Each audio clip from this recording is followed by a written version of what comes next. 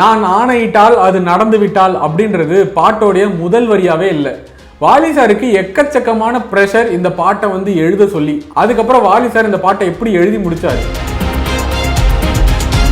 பேரறிஞர் அண்ணா இந்த பாட்டை கேட்டதுக்கு அப்புறம் பாராட்டி இருப்பாரு. கண்ணதாசனுக்கு அப்புறம் ஒரு பையன் சூப்பரா எழுதுறானா அது நீதாயா அப்படின்னு சொல்லிட்டு. எங்க வீட்டு பிள்ளை படத்துல வாலி சார் எழுதின நான் ஆணையிட்டால் அப்படின்ற பாட்டுக்கு பின்னாடி பெரிய கதை இருக்கு. ரொம்ப இன்ட்ரெஸ்டிங்கா இருக்கும். அதை பத்தி தான் இந்த வீடியோல நம்ம தெரிஞ்சுக்க போறோம். எஸ் அப்கோர்ஸ் எம்ஜிஆர் அவர்களுடைய ஸ்டைல்ல சொல்லணும்னா, என்னை வாழ வைத்துக் கொண்டிருக்கும் என் ரத்தத்தின் ரத்தமான சப்ஸ்கிரைபர்களே, ஃபாலோவர்களே எல்லாருக்கும் வணக்கம். நீங்கள் பண்ணுற சப்ஸ்கிரைபும் ஃபாலோவும் தான் என்னை வாழ வச்சுக்கிட்டு இருக்கு. ஒவ்வொரு வீடியோவிலும் வித்தியாசமான முயற்சிகளோட வித்தியாசமான கதைகளோடு வருவேன். அப்படி இன்னைக்கு வந்து நான் வந்து எங்கள் வீட்டு பிள்ளை படத்தை பற்றியும் எங்கள் வீட்டு பிள்ளை படத்தில் வர நான் ஆணையிட்டால் பாட்டை பற்றி பேச போகிறேன். 1965 ஜனவரி 14 எம்ஜிஆர் நடிப்பில் வந்து இந்த படம் ரிலீஸ் ஆகிருக்கும். பொங்கலுக்கு வெளியே வந்து ஒரு மாபெரும் ஹிட்டுன்னு சொல்லலாம். இதுக்கு முன்னாடி இவர் வந்து 1958 நாடோடி மன்னன் அப்படின்ற ஒரு படம் நடிச்சிருப்பாரு. எம்ஜிஆர் அந்த படத்துல தான் டபுள் ஆக்ஷன்.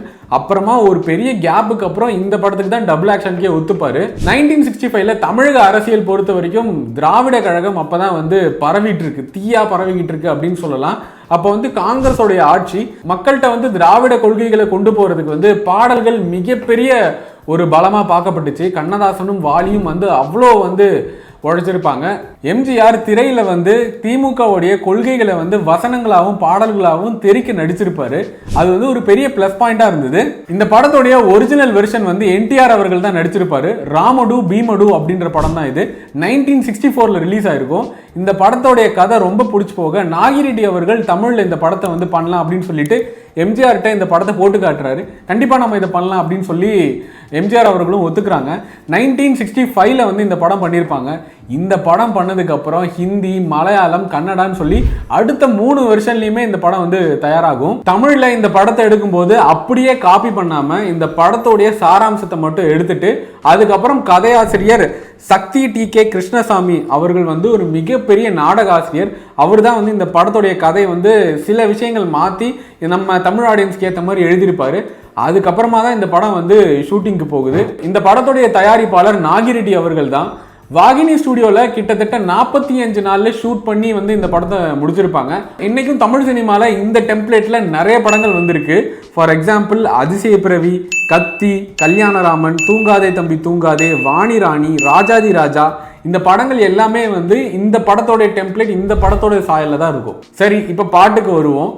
இந்த பாட்டோட சுச்சுவேஷன் பொறுத்த வரைக்கும் ராமுக்கு வந்து ஒரு கோவம் வருது. கோவம் வந்ததுக்கப்புறம் வந்து அவருக்கு மேலே ஒரு எழுச்சி வருது. இதுக்கு மேலே நம்ம வந்து கேள்வி கேட்கணும் அப்படின்ற மாதிரி. ஏன்னா அங்கே இருக்கிறது ராமு கிடையாது, இளங்கோ. ராமு வந்து ஒரு பயந்த சுபாவம் கொண்ட ஒரு ஆள். ஆனால் இளங்கோ ஒரு வீரமான ஆள். நல்லா வந்து ஒரு விஷயத்தை வந்து பக்குவமாக ஹேண்டில் பண்ணக்கூடிய ஒரு ஆள். இப்போ வந்து அவர் மேலே வந்து ஒரு அடி விழுது அப்படின்றப்ப அது திருப்பி கொடுக்க வேணாமா? எல்லா படத்துலையும் 3 அடி வாங்கினதுக்கு அப்புறம் தான் வந்து அடுத்த அடி கொடுப்பேன் அப்படின்ற மாதிரியான ஒரு டெம்ப்ளேட் செட் பண்ணார். இன்ஃபேக்ட் அந்த அடியெல்லாம் வந்து நோட் பண்ணிக்கிட்டு இருப்பாங்களாம் மக்கள். 1, 2, 3 அப்படின்னு சொல்லிட்டு. இதை வந்து சிவாஜி படத்தில் கூட ஒரு இடத்துல மென்ஷன் பண்ணியிருப்பாங்க. எதுக்கு இப்போ எண்ணிக்கிட்டு இருக்க, திருப்பி கொடுக்கத்தான் அப்படின்ற மாதிரி அந்த டைலாக்லாம் வந்து எம்ஜிஆர் கிட்ட இருந்து தான் கிடைச்சது அப்படின்னு சொல்லி சுஜாதா அவர்கள் சொல்லியிருப்பாங்க. பாட்டோட சுச்சுவேஷன் சொல்ல ஷூட்டிங் ஸ்பாட்லேயே வந்து வாலி சார் லிரிக் எழுதியிருப்பாரு. நான் அரசனானால் என் ஆட்சி என்றால் இங்கு ஏழைகள் வேதனை படமாட்டார் அப்படின்னு சொல்லி எழுதியிருப்பாரு. ஆக்சுவலாக இது எம்எஸ்விக்கு ரொம்ப பிடிச்சி போக ரெக்கார்டே பண்ணிட்டு வந்துடுவாங்க. டிஎம்எஸ் உடைய வாய்ஸில் நல்லா இருக்கே அப்படின்னு சொல்லிட்டு ரெக்கார்ட் பண்ணிட்டு வந்து ப்ரொடியூசர்கிட்ட போட்டு காட்டினா கண்டிப்பாக இது வந்து ஏற்றுக்க மாட்டாங்க. இந்த பாட்டோடைய வரிகள் நிறையா மாற்றணும். முக்கியமாக வந்து இப்போது எம்ஜிஆர் டிஎம்கேவை சார்ந்து ஆதரிக்கிற ஒரு ஆள் அப்படின்றதுனால இது வந்து நிறைய விஷயங்களை வந்து பின் பாயிண்ட் பண்ணணும். சென்சார் போர்டில் ஒத்துக்கவே மாட்டாங்கன்னு சொல்லி தயாரிப்பாளரும் ஒரு சிலரும் வந்து ரொம்ப பிடிவாதமாக இருந்தாங்க. அதுக்கப்புறம் வந்து வாலி சார்கிட்டையும் இந்த விஷயம் போக வாலி சார் நேராக எம்ஜிஆர் கிட்ட போகிறாரு. என்ன சார் இந்த மாதிரி பாட்டை வந்து மாற்ற சொல்கிறாங்க அப்படின்னு உடனே மாற்றி கொடுத்துருங்க, நானே தயாரிப்பாளராக இருந்தாலும் நானும் அதான் சொல்லுவேன் அப்படின்னு உடனே வாலி சாருக்கு ரொம்ப ஒரு மாதிரி அப்செட் ஆகிட்டார். என்னடா இது அப்படின்ற மாதிரி ரொம்ப கஷ்டப்பட்டு எழுதியிருப்போமே அப்படின்னு சொல்லிட்டு நாளைக்கு மறுபடியும் வந்து இந்த பாட்டோட இன்னொரு வெர்ஷன் எழுதிட்டு வாங்க அப்படின்னு சொல்லி அனுப்புகிறாங்க. அப்போ வந்து பீச்சில் அண்ணாவுடைய கூட்டம் நடக்குது. அண்ணாவுடைய கூட்டத்தில் அவருடைய பேச்சை கேட்டு அவர் வந்து ஆணை அப்படின்ற ஒரு விஷயம் சொல்லியிருப்பாரு. அது ரொம்ப பிடிச்சி போக இதையே நம்ம பாட்டோடைய பல்லவியா மாற்றலாம் அப்படின்னு சொல்லிட்டு இந்த வாட்டி யாருமே குறை சொல்ல முடியாத, சென்சார் போர்டே தாக்க முடியாத அளவுக்கு வந்து மேலோட்டமாக பாட்டை வந்து ஹேண்டில் பண்ணியிருப்பாரு. நான் ஆணையிட்டால் அது நடந்து விட்டால் இங்கு ஏழைகள் வேதனை படமாட்டார் அப்படின்னு சொல்லிட்டு ஒரு தலைவன் உண்டு, ஒரு கொள்கை உண்டுன்னு சொல்லிலாம் எம்ஜிஆரை பற்றி ரொம்ப சூப்பராக எழுதியிருப்பாரு. அந்த வரிகள்லாம் எடுத்துட்டு புதுசாக வந்து அவர் எழுதி கொடுத்தாரு. வாலி சாருடைய நினைவு நாடாக்களில் வந்து இதை மென்ஷன் பண்ணியிருப்பாரு. உங்களுடைய தவறுகளை சுட்டி காட்டுறவங்க என்னைக்குமே வந்து மறக்காதீங்க. ஏன்னா ஒரு தவறு செய்றீங்கன்னா நீங்கள் அதுலேருந்து கரெக்ஷன் பண்ணிக்கிறது எப்படின்றத அவங்க மட்டும்தான் ரெக்டிஃபை பண்ணுவாங்க. அதனால் அந்த மனிதர்களை எப்பயுமே கூட வச்சுக்கோங்க அப்படின்னு சொல்லுவாங்க. மேபி அந்த பாட்டை வந்து நான் அந்த வருஷனில் எழுதியிருந்தால் இந்த அளவுக்கு ரீச் வந்திருக்குமான்னு தெரில.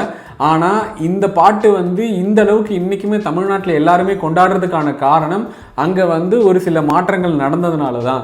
அந்த மாற்றங்களில் வந்து நான் அப்போ அக்செப்ட் பண்ணிக்கல, காலப்போக்கில் இப்போ நான் உணர்றேன் ஒரு மாற்றம் வந்து அந்த இடத்துல இருந்ததுனால தான் இது வந்து பெரிய இம்பேக்டாக இருந்துச்சு அப்படின்றதுனால. நீங்கள் உங்களுடைய வளர்ச்சிக்காக ஒருத்தவங்க ஒரு விஷயம் சொல்கிறாங்கன்னா அதை மாற்றிக்கலான்னா அதை அடாப்ட் பண்ணி எடுத்துக்குங்க. இப்போ இருக்கிற நிறைய 2K கிட்ஸ்க்கு வந்து ஒரு தவறு செய்தால் அதை தெரிந்து செய்தால் அவன் தேவன் என்றாலும் விடமாட்டேன் அப்படின்ற லைன் வந்து சூர்யா பேசின ஒரு வசனமாக தான் தெரியும். ஆக்சுவலி இது வந்து பாட்டோட லைன் தான். அந்த பாட்டோட லைனில் தான் வந்து சிங்கம் 3 படத்தில் வந்து ரீப்ளேஸ் பண்ணி ஹரி வச்சிருப்பாரு. சிலர் ஆசைக்கும் தேவைக்கும் வாழ்வுக்கும் வசதிக்கும் ஊரார் கால் பிடிப்பார் அப்படின்னு ஒரு லைன் வச்சிருப்பாங்க. அந்த லைன் வந்து யாருக்கு ரெப்ரசன்ட்னா ஆக்சுவலாக அது வந்து ஒரு பொலிட்டிக்கல் கான்ட்ரவர்சியான ஒரு லைன். என்ன இவர் இதை வந்து சூசகமாக இப்படி சொல்லிட்டாரு அப்படின்னு சொல்லிட்டு அப்போ நிறைய பேர் வந்து அந்த லைனுக்கு மேலே ஒரு பெரிய கோபம் இருந்தது.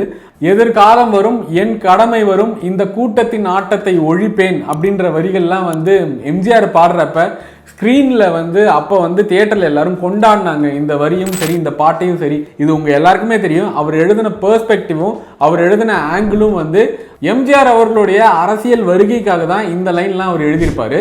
இன்னைக்கு வந்து எல்லாரும் வந்து மேட்டுக்குடியின் கூப்பாடு இனி நாட்டுக்குள்ள கேட்காது, வத்தி குச்சி இல்லை எரிமலம் அவனேன்னு சொல்லி மோட்டிவேஷன் பாட்டு நிறைய பேர் எழுதுறதுக்கு அன்னைக்கே விதைச்சவர் வாலி சார் தான். அடுத்து வர வரிகள் எல்லாமே வந்து எம்ஜிஆருடைய நெருக்கமான பழக்கம் இருந்ததுனால எம்ஜிஆருக்காக அவர் எழுதினாரு.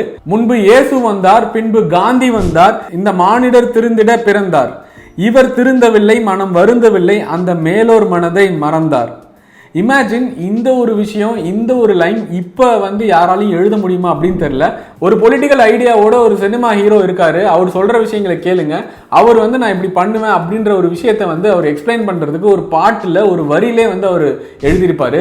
சென்னை, கோவை, திருச்சி, சேலம்னு கிட்டத்தட்ட பல மாவட்டங்களில் வந்து 25 வாரங்கள் ஓடின இந்த படத்தில் முக்கியமாக இந்த பாட்டு வந்து இன்டர்வல் பிளாக்கு முன்னாடியே வரும். ரசிகர்கள்லாம் வந்து அப்போவே வந்து இந்த பாட்டுக்கு உட்காந்தே இருக்க மாட்டாங்க, ஸ்க்ரீன் முன்னாடி போய் ஆடுவாங்களாம். அந்த மாதிரி என்ஜாய் பண்ணிட்டு வர்றப்ப இந்த படத்துடைய வெற்றி விழா வந்து சென்னையில் நடக்குது. அந்த வெற்றி விழாக்கு வந்து பேரறிஞர் அண்ணா, கே பாலச்சந்தர் எல்லாருமே வந்து பங்கு பெற்றிருப்பாங்க. இன்டர்வல் பிளாக் முடிஞ்சு ரசிகர்கள்லாம் வெளியே வரும்போது வாலியை பார்க்குறாங்க. வாலியை பார்த்தோன்னே இவர் தானே நம்ம எம்ஜிஆருக்கு எழுதுறவர் அப்படின்னு சொல்லி அவரை தோலை தூக்கி மாலெல்லாம் போட்டு அவ்வளோ அழகாக வந்து அவரை செலிப்ரேட் பண்ணியிருப்பாங்க. வாலி எம்ஜிஆருக்காக எழுதின பாடலில் மறக்க முடியாத ஒரு பாடல்னு மென்ஷன் பண்ணியிருக்காரு. அதே மாதிரி இப்போவும் கட்சி கூட்டங்களில் இந்த பாட்டை வந்து நிறைய பேர் வந்து யூஸ் பண்ணுவாங்க.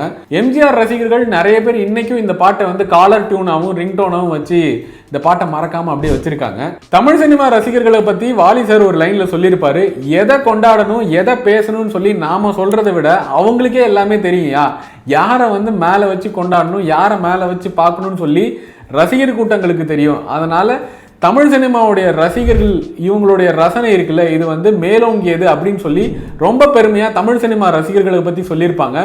உங்களுக்கு வாலி சார் எழுதின பாடல்களில் ரொம்ப பிடிச்ச பாடல் எதுவோ அதை கமெண்ட்டில் சொல்லுங்கள். அடுத்தடுத்த வீடியோக்களில் அந்த பாடல் குறித்த ரிசர்ச் பண்ணி நாங்கள் அடுத்தடுத்த வீடியோ போடுறோம்.